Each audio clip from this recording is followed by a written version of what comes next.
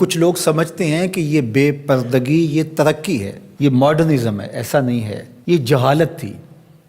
کعبۃ اللہ کا طواف برہنہ کیا جاتا تھا، تو برہنگی یہ جدت نہیں ہے، یہ قدامت ہے، یہ ترقی نہیں ہے، یہ جہالت ہے۔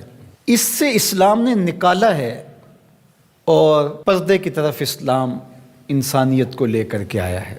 کان رسول اللہ صلی اللہ علیہ وآلہ وسلم اشد حیاء من اظراف خدرہا، کمواری لڑکی پردے میں لپٹی ہوئی جس طرح حیادار ہوتی ہے، حضور اس سے بھی زیادہ حیادار تھے۔ تو یہ ہمارا دین ہے، لیکن مغرب اور لادینی قوتیں جانتی ہیں کہ پردہ اسلام کا شعار ہے، اور انہوں نے پہلے اس کو کمزور اس طرح کیا، جس طرح ایک رواج کسی نے کہا، بعض بڑے بڑے چینلز کے اوپر بیٹھ کے نام نہاد مفکرین کہتے ہیں یہ عرب کلچر تھا۔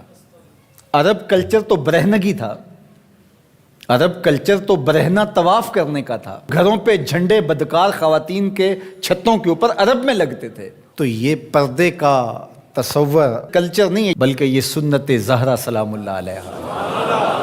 اللہ کے محبوب نے فرمایا ہر دین کی کوئی الگ شناخت ہوتی ہے، الگ پہچان ہوتی ہے، ہر دین کا ایک الگ نشان ہوتا ہے۔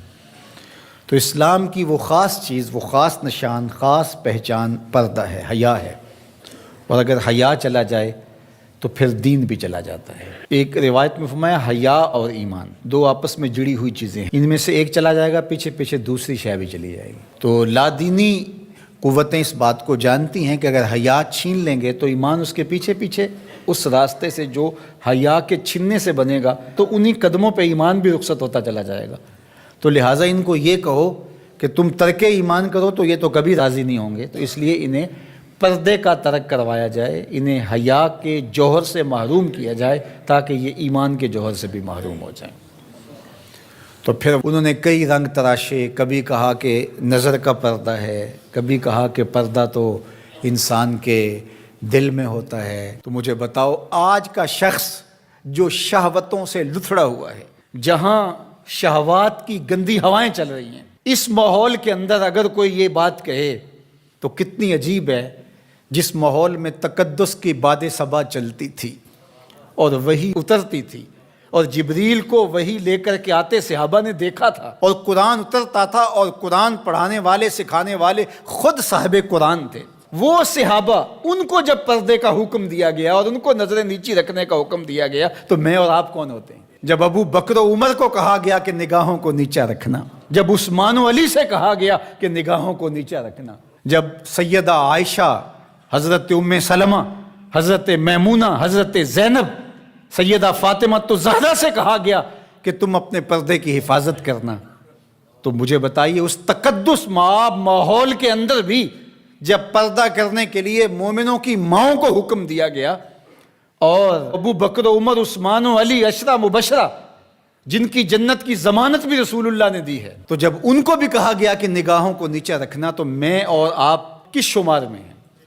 تو یہ ایک نفس کی کہانی ہے جو ہم گھر کے بیٹھ گئے، کہا کوئی بات نہیں جی، پردہ تو دل کا ہوتا ہے۔ بحالت مجبوری خواتین کو گھر سے نکلنا پڑتا ہے، لیکن اس میں بھی اس کو تاکید کی گئی کہ تیرا پردہ کسی صورت کے اندر بھی ختم نہیں ہونا چاہیے۔ میں خراج پیش کرنا چاہتا تھا یہاں ہماری ہمسائیگی کے اندر اس خاتون کو جس نے اللہ اکبر کا نعرہ لگا کر کے بتلایا کہ یہ امت ابھی بھانج نہیں ہوئی، اس امت میں آج بھی بیٹیاں موجود ہیں جو اپنی آبرو پر پہرا دے سکتی ہیں، اور یہ حالات بتاتے ہیں کہ یہ امت مرنے کے لیے نہیں، قیامت تک قائم رہنے کے لیے پیدا ہوئی ہے انشاءاللہ۔ اس دبی ہوئی راکھ میں چنگاریاں موجود ہیں جو وقت آیا تو شعلہ جوالہ بھی بن جائیں گے انشاءاللہ العزیز۔ اقبال نے ایک بات کہی تھی، اگر پندے ز درویش پذیری، ہزار امت بمیرت تو نہ میری، بطول باش و پنہا شو ازیں اثر کہ در آغوش شبیر بگیری۔ اقبال کہتا ہے اس فقیر کی ایک بات مان لے، ساری امتیں مر جائیں گی، امت مسلمہ تجھے زوال نہیں آئے گا، اور وہ کیا؟ بطول باش، بطول بن جا اور زمانے کی نظروں سے پوشیدہ ہو جا، پھر تیری آغوش میں بھی حسین ابن علی جیسے بیٹے جنم لیا کریں گے، ان کے جانشین تیری گود میں بھی پیدا ہوں گے۔ تو اس لیے پردہ ہماری شناخت ہے۔ آج جو کہتی ہیں جناب پردہ پردہ، یہ کیا ہے؟ یہ تو کٹھ ملا کی اصطلاح ہے، کچھ بولتی ہے جناب یہ دقیانوسیت ہے، کوئی کہتے ہیں یہ زمانہ قدیم کی کہانیاں ہیں۔ جب قبر میں اتریں گے تو اس وقت مرد کے لیے 3 چادریں، عورت کے لیے اسلام نے پھر بھی 5 چادریں رکھی ہیں اس وقت. اس کا کفن بھی الگ رکھا ہے اس لیے کہ وہ پردے کی چیز ہے.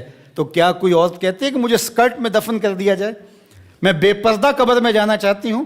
اس وقت تو سب کہتے ہیں تنیاں بھی باندھ دی جائیں، اس وقت محارم قریب آ جائیں جو لاحد میں اتاریں. تو اگر زندگی کے بعد بھی پردے میں لپٹ کے جانا ہے تو ساری زندگی سیدہ فاطمہ کی غلامی میں بسر کر دیے جائیں، ان کی کنیز بن کے زندگی گزاریں.